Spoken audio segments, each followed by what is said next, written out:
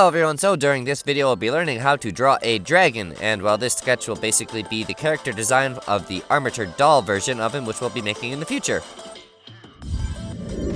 Hello everyone, hope you're all doing well, and thank you for tuning into Loose Motion. Be sure to like the video if you enjoyed the content, comment below what you think, share with your friends, and perhaps consider subscribing if you're new, and be sure you have your post notifications turned on so you don't miss any of the new content. Anyway, thank you for your support, it's highly appreciated. So obviously initially you don't need a whole lot to start this project out, just a blank piece of paper and a pencil. I personally like to use mechanical pencils because it keeps that nice consistent edge the entire time, and I usually like to have a little scrap piece of paper underneath my hand so that way when I'm dragging my hand across the piece of paper, I'm not smudging out any of my previous work. Now that little scrap piece of paper may not be necessary at the very beginning of your drawing process, but it generally is probably a good habit to just kind of get into and always have that thing around because, well, the oil on your hands can cause major problems and smudge a lot of things and create just a big mess of the art piece that you've been working on for hours, so I generally just have the habit of making sure that it's always kind of there, and it's just, yeah, one thing that you don't have to worry about while you're working on something else. Now, generally speaking, when you're doing a drawing too, one thing I recommend is having a good reference drawing as well, and, well, I admit when I kind of went into this project, I had seemingly no idea what I really wanted to do with it, other than I wanted a dragon, and I didn't want to base it off anyone else's imagination other than my own, so there was a lot of experimenting kind of at the beginning here with various different noses as well as wing patterns, and it took a little bit to just kind of get things down, but I guess that's part of character design and why we're kind of sketching things out instead of just sculpting right away. Now that you got the basic shape of whatever it is you're, well, drawing, in this case it's a dragon, usually that's kind of what I like to do is get the basic shape down and then kind of start working the bigger details and then working my way down from there, essentially. Just kind of to avoid overworking the piece to a certain degree, because in the past I've, well, gone a little bit too intense with some of the details really early on, and then just kind of hard to keep track of things. It's just a lot easier to kind of keep things basic at the beginning, get your essential shapes down, and then tie in what you kind of want in from there, because it's just a lot easier to kind of, well, keep things clean, and that's a big thing for when you're drawing. I like to, well, not spend most of my time with the eraser and more of the time with the pencil. Now, that all being said, I must admit I don't spend a whole lot of time drawing, unfortunately. I wish I kind of spent more time drawing, but unfortunately I have a really difficult time trying to get good camera angles with a iPhone, and in 2023 I do plan on probably getting some more, well, upgrades for equipment to make things just a little bit better on the quality scale. And, well, perhaps we'll do some more drawing if this actually does half decently well. And, well, personally, I'm not a huge fan of, like, drawing organic objects, say, like monsters and creatures. It's generally out of my comfort zone to a certain degree, especially this one, because usually what I draw is cars, and I'm pretty sure that's what most of my people kind of, well, most of my followers here recognize me for, is a lot of the automobile stuff working on. But I just kind of had a itch that only a pencil would, well, scratch, so I felt like doing a character design for a dragon would be fun, and, well, I personally thought at the beginning it wasn't going to take me a whole lot of time, but, well, like most of the projects on this channel, that definitely did not work out that way. However, it definitely was worth the extra time and effort that I put in, but, yeah, part of me was kind of going, oh, I sculpt things, that's way more challenging than drawing, this will be easy and quick, and, yeah, that definitely bit me in the butt, to say the very least. Anyway, so back to some more drawing tips. So at this point in the project, we've pretty much got down the basic sketch of what we actually want after, well, playing around with many lines and experimenting to a degree what we want our character to look like. And then, well, once you basically finally got that all down, in this case it took me a little longer than expected, you can basically start the next step, which is, well, going over your entire drawing again, basically making sure all of your lines stick out nice and neat, because, well, when you get on to the next steps, which is adding shading, coloring, and all those various other things, you want to make sure your lines are fairly dark and, well, stick out a little bit in comparison to, well, just a sketch, because, well, and you start coloring things in and it doesn't really stick out as much as you would like, you're going to lose a lot of details and a lot of hours worth of work, which is just not exactly very encouraging. So this step is kind of tedious because you just drew everything, but is very important in the long run if you're going to make, well, a full colored drawing.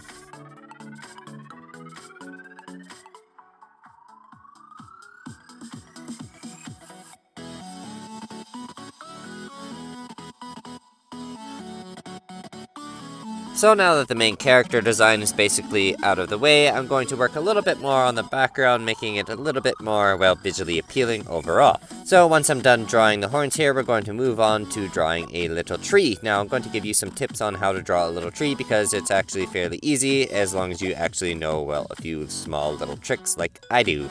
Now, basically the trick for drawing trees is kind of weird. For a standard, well, tree, we're not talking essentially like a spruce or anything fancy kind of like that. We're basically going to draw like a kind of an awkward looking Y to start with, and well, basically every branch you do off from there is going to be a Y or some sort of variation of a Y. So basically just split it off into a bunch of different little Y patterns and make them into, well, either branches or a trunk, and then draw little brush things on top, and there you go. That's basically how you draw a tree. At least that's how I draw trees. Now, for the rocks here at the bottom, I don't necessarily have any tried and true method for drawing a rock, so to speak, other than depending on the type of rock. In this case, it's kind of like a big cliff that we're working on, so a lot of the things along the edge are going to be a little bit more crumbly and probably a little bit more rough around the edges in comparison to, let's say, a smooth boulder. However, I did do a couple of those off to the side just for, well, aesthetic, to make sure things aren't quite all the same and it looks like it's an actual natural environment with different things as opposed to all just kind of being the same object, because that looks like a little bit more man-made, and I'm trying to kind of go for realism to a certain degree here. However, a lot of my stuff generally kind of ends up a little bit more cartoony than I would like, but I make cartoons, so at the same time too, I think that's probably somewhat beneficial. And I kind of remember going over the dragon design to a degree, thinking in my head, going, you have to make this into a stop motion doll, so don't make things too elaborate, which is sometimes a little painful on the, well, drawing aspect, because obviously I don't have the same limitations as clay, but that's what the whole premise of this drawing is. It's a character design, so we're going to make things just a little bit easier on ourselves, but at the same time too, may as well have some fun and make a half-decent art piece while we're doing it. So what that basically entitles is me being really picky and going over the, well, the very first sketch was kind of rough, mainly because I had no idea where I was going and there was too many erase lines and I didn't like it, so I did an entire tracing of my drawing using a projector. So slightly cheating here, but it was mainly because I wanted to actually have a half-decent clean piece to work with, especially for the coloring stage. So now I basically have two dragon drawings, one good copy and one bad copy. So that's one thing you can actually kind of do if, well, perhaps you have a really nice art piece that you've worked on for quite a few hours and, well, you kind of butchered it, unfortunately, with one area. You can basically kind of save your entire project by kind of, well, just tracing it. It's not technically a tracing at that point if you've already drawn it in the first place, as far as I'm concerned. So, yeah, if you comment below saying I cheated, I don't particularly care, because I didn't. At least in my set of rule books, I don't think tracing a drawing that you have done originally is really cheating. Yeah, I don't know. This is kind of a gray area. We're just gonna say I didn't cheat. Now we're gonna venture away from that gray area, so to speak, mainly because, well, there's no gray actually anywhere on this dragon apart from the pencil lines, I would guess. But I kind of wanted to go for a classic, well, fire-breathing dragon look for this guy in particular, so I decided to kind of keep things a little more retro with the color, just kind of keep them, well, green and yellow, nothing too fancy, and, well, making things a little easier on the sculpting department too, because that's another thing you kind of have to remember when you're, well, sculpting things into a plasticine doll, that chances are if you're going to be mixing and matching a bunch of different colors into each other, it's just going to end up being a bit of a nightmare in the animation process. So do yourself the favor and try to keep things a little bit more base colors and solid as possible without having to do too much custom mixing, because that also can lead into a whole different library of different problems, which, well, we'll probably get into another time. This is a drawing tutorial, not a sculpting tutorial. Now, as far as tips go for, well, drawing, at this point, we're basically done the whole drawing aspect, and we're coloring, obviously, so obviously stick between the lines. That's probably the upmost and foremost important rule when it comes to coloring, because you don't want to mix things into areas that you obviously don't want, because then it looks really bad and it looks like some 5-year-old will probably have drawn it, unless you are 5 and that's what you're going for. Congratulations, but unfortunately I don't think that's going to fly for someone that's an adult posting on YouTube, so stay between the lines. But at any rate, what I generally like to do also for coloring to make sure that I don't press too hard on the actual paper, causing tears or any other unwanted blemishes, I like to layer things up kind of in stages of 2 or 3. I did it in 3 layers, however, I kind of saved you guys the pain on the 3rd layer because you don't really actually see anything happening at that point, especially on the time lapse I noticed, so I just kind of deleted that footage.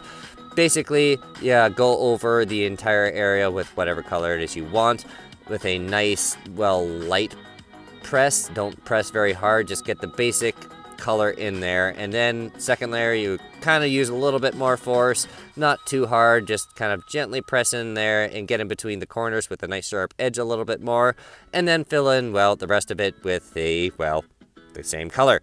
Just kind of layering it on bit by bit. Takes a lot longer than normal, but in the long run it's going to save you some time if, well, say you end up tearing your piece, and, well, I'm speaking from past, projects on that one where I've spent literally 10 to 12 hours on something, and then I just went way too hard with the coloring, and it's just, be gentle.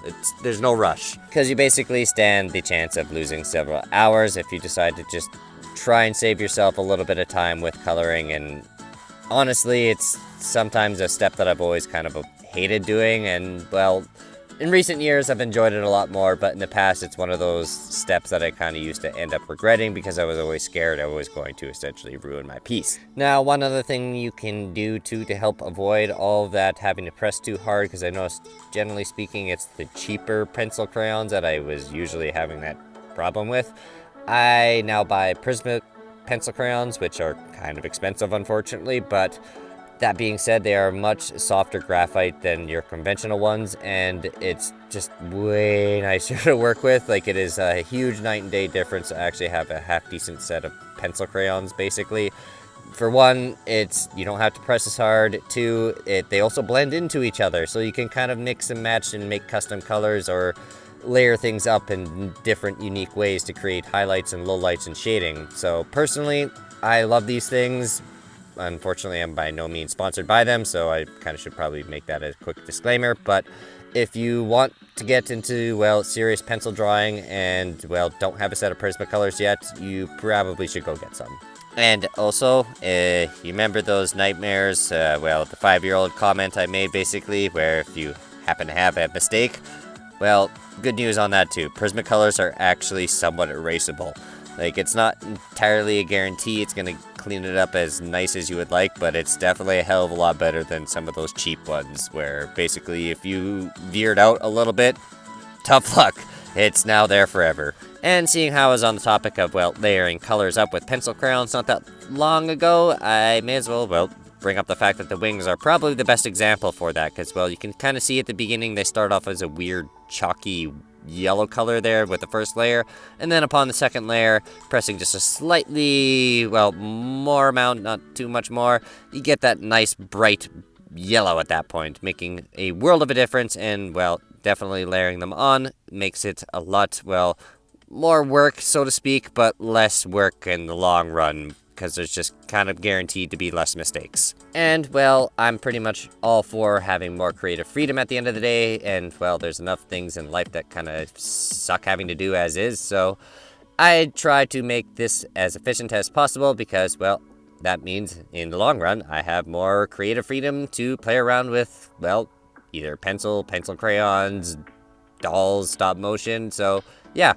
It's quite a lot of fun, can be a lot of work, but at the same time, too, I think it's well worth it in the end, and I can't appreciate you enough, the viewer, for actually joining me on this adventure. It's definitely been an interesting one for the last 3 years. I must admit I was very, very bad for never finishing projects at the beginning of this, and, well, now I basically have to because I have an audience. So I can't thank you all enough for being the inspiration for me, and hopefully it's offered a bit of an inspiration for you. And if it has, and perhaps you're new here, well, you can start off by hitting that subscribe button and, well, joining us along this stop-motion adventure. And if you're already a subscriber, I want you to know that I highly appreciate your support, and you can show your love and support by smacking that like button, and or perhaps leaving a nice comment below, and or even doing a request, because, well, the dragon was a request by a subscriber, and, well, there's definitely a lot more projects to go, unfortunately, but I will do my best to try and keep up. It's not exactly easy, but yeah, I'm a one-man army, so I'll I'll push myself to get it done eventually. It might take some time, but don't worry, we'll get there.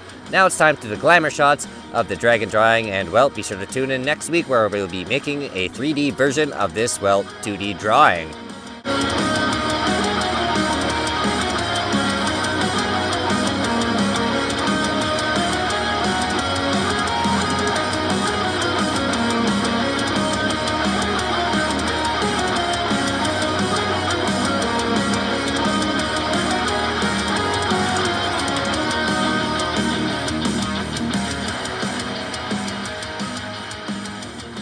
Hello everyone, so during this video today, it's time to put the pencils away and turn this dragon drawing into, well, a sculpture made out of clay. So during this video, to be a little more precise as to what we're making exactly, it's going to be the stop motion frame or the armature doll frame for the dragon, which is essentially just a skeleton of the, well, doll or object or organic object, or in this case mythical creature that it is you're making. And usually I like to use aluminum wire because it works fairly well for stop motion purposes, because it's still fairly soft for metal and not too hard like steel, and is good at holding weight and will help save weight. Speaking of saving weight, we're going to use some aluminum foil here for basically the big parts of the body, which includes the ribcage as well as the hips, just to kind of help save weight as well as, well, save on clay. Kind of helps you save a little bit of money in the long run too, and then tie it all together with tape so our tinfoil doesn't come undone. Now it's time to move on to the joint connections for the dragon, and well, usually I just kind of use hoops of wire for the hips as well as the front legs, but in this case it was a little bit more intricate, mainly because, well, this thing obviously has a pair of big set of wings. So what I decided to do for the front leg attachment in particular, instead of doing, well, just one single hoop and then hooping in the wings with it, causing an extra point for, well, breakage, I decided to basically just include the wings in its entire loop and just tie it off at the top, and then kind of, well, keep it all one piece. It is kind of a little bit to deal with because you have now these massive wire wings to work with the entire time, but overall I think it's probably going to help with the design and make it a lot stronger overall, and not have, well, breaking, falling wings off, because to be honest, stop motion wings are never really that fun to begin with, so anything I can make my life a little bit easier in the animating process, may as well do now. Normally I give you a more detailed description on how the actual main hip joints and, well, front leg or arm joints kind of work on these things, but unfortunately I figured it's probably a little more important to kind of disclose the wings, because that's slightly different on this project in comparison to some of my others. And well, if you'd like more of a tutorial on how to make the hips, be sure to check out the links in the post description. In the meanwhile, we're going to throw this thing in the oven for about 13 minutes at, well, 275 degrees Fahrenheit or 135 degrees Celsius. And then once it's out of the oven and it's cooled down a little bit, add a little bit of plasticine to the, well, main joints of the legs, because they're going to be flopping around otherwise, because they're just kind of attached by rings, and it's kind of annoying trying to build a skeleton with floppy legs, in my personal opinion as well as experience. Once the legs are basically kind of in place, well, enough to not flop around basically, enough to hold their own weight, time to add the little oven-baked bones for the legs. Now the important part here is to basically just leave a small enough gap in between the armature wire there so there's enough room for actual movement,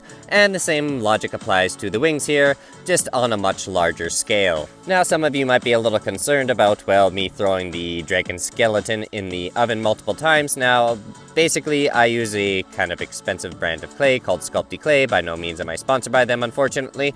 However, it is a great product and I definitely do recommend using it, because you can bake this stuff kind of multiple times without it ever really cracking. You will burn it eventually. It does have quite high resistance though, so you can throw it in the oven multiple times. Just do be careful, especially for perhaps someone who is using, well, material that might be more prone to cracking. You might want to do all of this stuff in one go as opposed to breaking it down into different segments like I'm doing. I just find it a lot easier and more manageable, because that way you're not really worried about smushing, say, your body parts right now. It gives me a place to anchor my hands, essentially. And once all the plasticine is removed off the joints, you're ready to throw it in the oven one more time, and, well, probably a slightly more reduced time frame, perhaps about 10 minutes, I would say, is more appropriate, because, well, it generally depends on how thick your clay is, and, well, given the fact that basically the other layers are already cooked and we're cooking with thinner layers on the wings and small bones, it only probably needs about 10 minutes or so, maybe even 9, but I give it about 10 just to kind of make sure things are safe and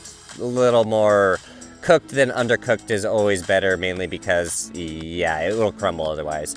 Now we're on to, well, basically straightening up the joints here a little bit, or the tail most importantly, because, well, it's a lot easier to split this off after the fact. Everything's been kind of put together, and, well, usually with tails and thinner objects like the neck here as well, when it comes to having 2 loops of wires, it's a little too stiff for stop motion purposes, so it's always easier to just kind of bring it down to 1, because it's just less fixing during the animation process and more focusing on the actual filming.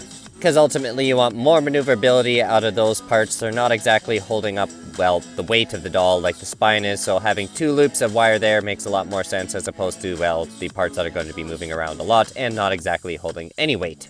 Now, we're going with a slightly different foot or hand design in this case, as opposed to my normal one. I know it's a little strange, kind of seeing just a pair of balls on the end right now, but basically the idea is I've had some issues with my Allosaurus in the background there, with his fingers having wires inside them and them being really tiny. It's just a little too hard to move them around, so I'm basically going to just have balls on the end of the feet and use the fingers as just pure plasticine, so I can move them around quite easily and not have to worry about resculpting during the filming process.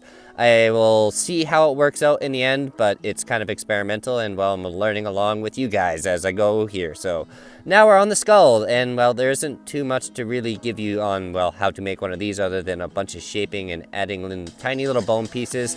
Some of these details might not necessarily be very necessary to a degree, because, well, most of it's getting covered with plasticine.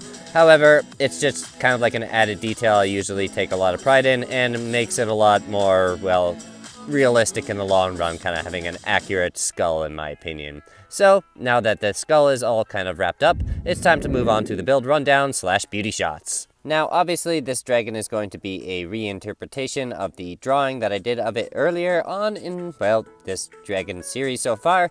And if, well, you made it this far in the video and by chance are new and haven't actually seen the dragon drawing yet, you can kind of see the legs in the background, but I suggest you go check out the actual sketch. That way you have an idea what this dragon's going to look out once it's totally fleshed out. For now, it's just kind of the skeleton, because unfortunately that's kind of all I had time for this week. Unfortunately, I did kind of get sick over the weekend, and it was just not capable of doing, well, voiceover work. It would have sounded very snotty, and I just didn't want to do that to anyone, because, yeah, it would have sounded pretty gross and was just not a lot of fun. It was best to just kind of get a little bit more rest and post on a later date. So, next time we'll be finishing off the skeleton. Adding that lower jaw obviously can be a bit of a pain in the butt sometimes, so that's kind of why I didn't unfortunately do it this week. So that's a future me problem, and a few more skeleton details, and then adding the plaster scenes. Hello everyone, so during this video we'll be working on the dragon that I named Ignis, and we'll be actually finishing this armature doll project off fully and giving him a full set of clay, as well as talking about, well, how dragons could be scientifically actually possible. And, well, some of the answers might surprise you more than you think, so stay tuned to find out. So during this video, obviously we're going to be finishing off this project, which is, well, been named Ignis the Dragon. And, well, for those of you who don't speak Latin, Ignis is basically a Latin word for fire or burn. And, well, the reason that I said give him a Latin name is because I'm a bit of a dinosaur dork and figured it would be kind of cool to associate, well, dinosaurs and dragons kind of together, and, well, oddly enough, there is kind of some fun facts that kind of do correlate to that, but we'll discuss those later on here. Now, taking a slightly different approach to, well, obviously kind of my other scientifically accurate content involving dinosaurs, where more or less that stuff is kind of based off science. And don't get me wrong, technically all the facts that I've gathered for how dragons could possibly exist is also scientifically accurate, but we're obviously talking about mythological creatures here, so there's gotta be, well, some, well, room for speculation, or, yeah, controversy, I guess it would be another word for it, because obviously it's not a real monster, and some people might think that they do, but yeah. Obviously, science kind of probably disagrees with you. However, there has been things in the past that kind of, well, explain it to a degree too. So during the video, obviously you'll be watching me make a dragon, and if, well, for those of you who actually want to make your own, there's plenty of text for you to follow along. However, we'll obviously be explaining more of the scientific aspect of things during the commentary. So we'll be answering questions like, did something like dragons actually ever exist? What could have dragons evolved from? And could a creature actually ever produce fire? And obviously more. Now, before we get into the discussion whether or not dragons could be scientifically possible, we should probably discuss what are dragons and what makes them a dragon. Now, the most basic description of a dragon is a reptile-like creature that is capable of flight, and in some cultures, not all, is capable of breathing fire. And this basic description of dragons can be broken down even further into, well, different various types. Basically, there's about 3 different categories for dragons. Number 1 being tetrapod dragons. Dragons having basically 4 limbs, 2 as wings and 2 as legs, or also commonly known as wyverns or cockatrices. Number 2 being hexapodal dragons, which happens to be the type that we're building here. They're dragons that possess 6 limbs, 2 of which being wings and 4 of which being legs. And the third dragon being serpentine dragons. Basically, dragons that possess no wings, are serpent-like shape, and can still fly either using magic and or wind.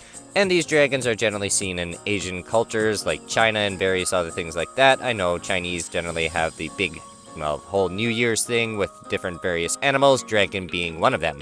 Now, the description can be broken down even further to dragons with scales and with dragons with, well, like feathers or hairs. So all in all, there are 4 different types of dragons: wyverns, cockatrices, hexapodal dragons, and serpentine dragons. So now that we have a brief understanding of what different types of dragons there are, we'll go into the realms of science of which ones will be actually plausible and or functional. So in order for a dragon to be scientifically plausible, it needs to basically fall under this category, where it can essentially speculatively evolve from a species that already currently exists or once did exist. So the species of dragon that, well, fits this description, well, quite easily as a matter of fact, is known as the cockatrice. They're categorized as small feathered dragons with membranous-like wings. Wings evolved from skin membranes like bats that basically have, well, fine skin stretched out between their fingers. And 2 legs. Some depictions of the cockatrice basically have a rooster-like head possessing a beak, while others have a snake-like head possessing teeth. Now, cockatrices are basically the most scientifically plausible dragon because basically we found a creature that actually fits description quite well.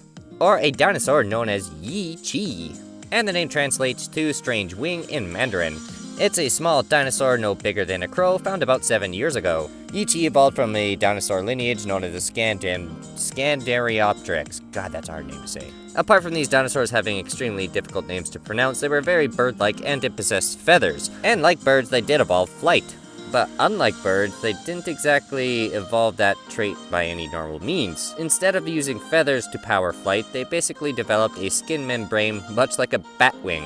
Now, without getting into too much of the technicalities of explaining what the wing looks like, essentially it looks very similar to a modern-day fruit bat. One thing that should also be mentioned is Yi Chi did not actually have the capabilities of powered flight. It was more thought to be an actual glider. Essentially, it would be flying from tree to tree. However, this description does actually fit the cockatrice quite well, because they're not exactly known for their capabilities of powered flight, given that they're mostly depicted on the ground. However, Yi Chi probably did spend most of its life in the trees because it would have been far too vulnerable otherwise, being a very small dinosaur, so it probably spent a lot of its time clinging onto trunks and branches and gliding from tree to tree. Realistically, the only thing that might vary from the appearance of a cockatrice to a Yi Chi is essentially the Yi Chi actually has a small amount of teeth. However, the feather orientation on Yi Chi does actually strongly suggest that it would have been more posed like a beak, so it would have been a beak with teeth. So really not that far off. Other than that, cockatrice and Yi Chi are pretty much a perfect illustration of each other. So all in all, basically, scientifically speaking, a cockatrice is actually pretty much explained by Yi Chi. Therefore, is by far the most scientifically accurate and, well, plausible dragon out of this entire list. Now on to wyverns. They're described as scaly reptilian dragons with 2 legs and 2 wings, similar to a cockatrice but possessing scales instead of feathers, and a much less bird-like head. These dragons are probably the most common depiction in pop culture, such as Smaug in The Hobbit and or the dragons from Game of Thrones. These dragons are basically big cockatrices that lack feathers, and possess scales and have very similar wings. One would think pterosaurs would be a good lineage for this type of dragon to actually exist. However, there are a few different things that don't exactly line up. Basically, the member-like wings on dragons are used with more than one finger in between the member sheets, and well, pterosaurs have essentially one large finger attaching that member sheet, so that doesn't exactly fit the description very well. To add to this, pterosaurs also don't have scales, and have more like a hair-like pycnofiber. So that brings us back to, well, Yi Chi being the most likely candidate for evolution for the wyvern. However, there are quite a few major problems with this candidate. One being that, well, Yi Chi possessed feathers, and it also wasn't exactly a reptile. Being more of a bird, it probably had more of a warm-blooded metabolism.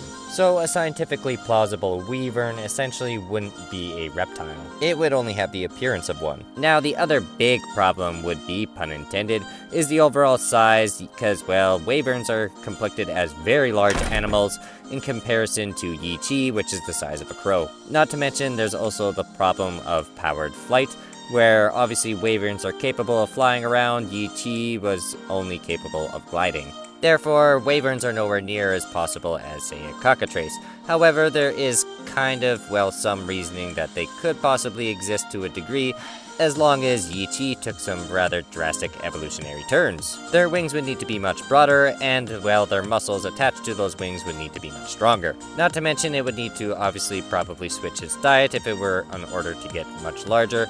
Unfortunately, it's most likely it would probably get no larger than a fruit bat. Now there's the matter of the scales as well. Now there's only one circumstance that I can really think of that I could see a, well, bird-like creature essentially turning all of its feathers into scales. Where birds do possess a small amount of scales known as avian scales, generally on their feet, so essentially every single one of those feathers would have to turn into one of the avian scales. These avian scales are basically feathers that have evolved to form kind of a scale-like structure over time by condensing and hardening.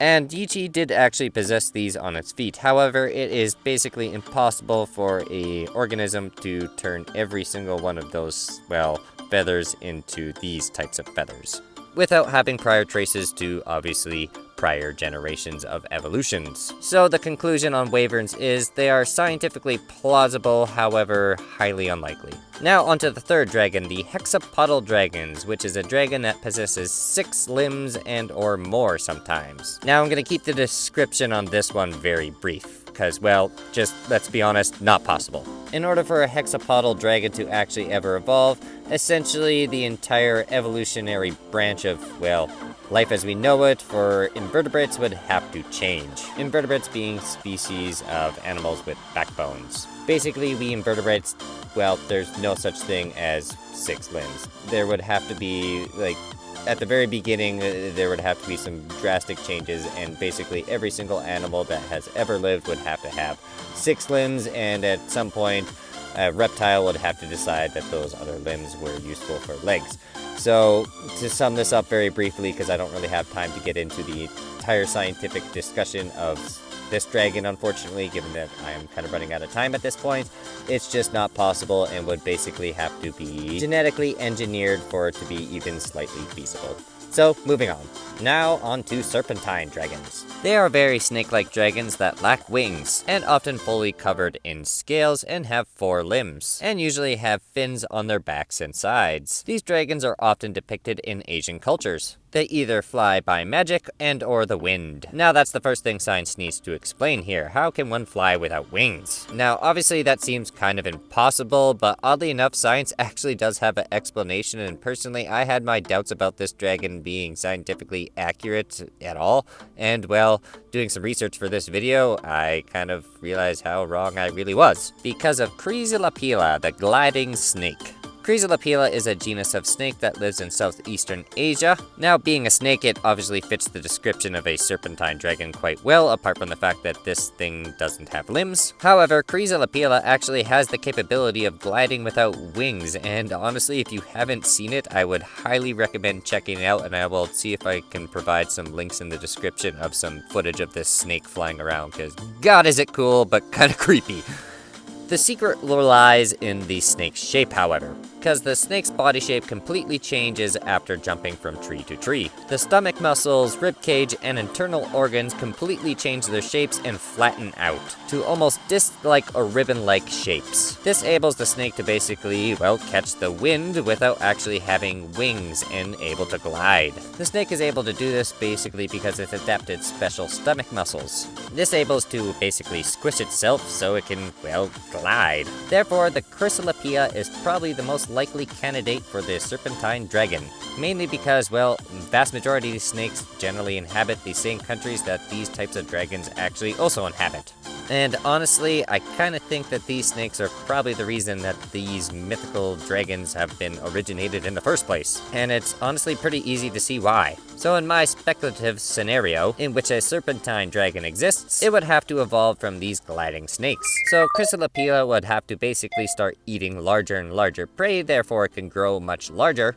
As the Cryolophosaurus moves up the food chain, it would probably have to make more adaptations towards flight, probably having more fin adaptations, making it easier for the snake/dragon to glide or fly further distances, and possibly giving it more, well, steering capabilities or maneuverable capabilities in the air. So basically, serpentine dragons would have to evolve from this snake and basically adapt into larger sizes, growing various different fans and fins to basically assist with its gliding capabilities. However, the dragon is most likely not to have any limbs, given the fact that its lineage would come from a snake. Although snakes technically do have tiny limbs, but that's a discussion for another time. Now that we've gone over the fact that some of these mythical dragons' body designs can be explained through science and nature, it's time to move on to, well, probably the most admirable trait about dragons, the fire breathing. So the big question here is a reptile able, or any sort of living organism for that matter, able to basically produce fire. First, what are the requirements for fire? So there are three main necessities a person needs to basically use in order to create fire: oxygen, heat, and fuel. Now, oxygen can be easily accounted for given the fact that we live on the planet Earth and, well, our atmosphere is full of it. And, well, fuel source can be oddly explained easily enough given the fact that basically every living organism actually produces flammable gases, generally in the form of, well, or scientifically known as hydrogen or methane. Now, technically, these gases can be used as fuel. Now, generally, our bodies just gets rid of this gas by, well, passing wind. Now, it is possible an organism could store these gases in a bladder of some sorts to basically use it for later, then using a diaphragm of some sorts to essentially force these gases out through the mouth. Now, the last thing we need for this concoction at this point is, well, heat. Now, obviously, the spark would have to come from outside of the dragon's body. So, a hypothetical dragon would have to eat some sort of mineral to produce this spark. However, luckily, there is one mineral in particular that could actually help produce that spark, known as a piezoelectric crystal. So basically, a dragon would have to eat this crystal, have some sort of muscular pouch inside its mouth to store it in, and, well, flex it, igniting the gas coming out of the chambers. So there you have it. Technically, a organism is capable of breathing fire. However, given that methane generally comes out the backside, I kind of like the image of, well, a fire-farting butt dragon. That sounds like a future project that's a terrible idea, but kind of fun at the same time.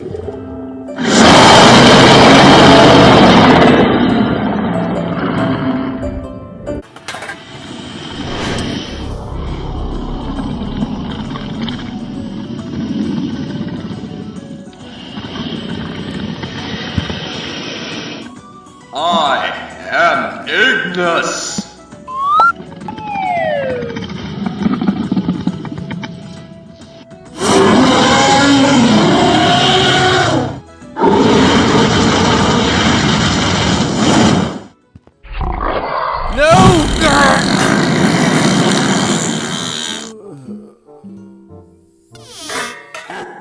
Hello everyone, so this animation took 1,914 photos, so be sure to hit the like button if you enjoyed the content, comment below what you think, share with your friends, and perhaps consider subscribing if you're new. Anyway, that's enough from me. Till next time, take it easy.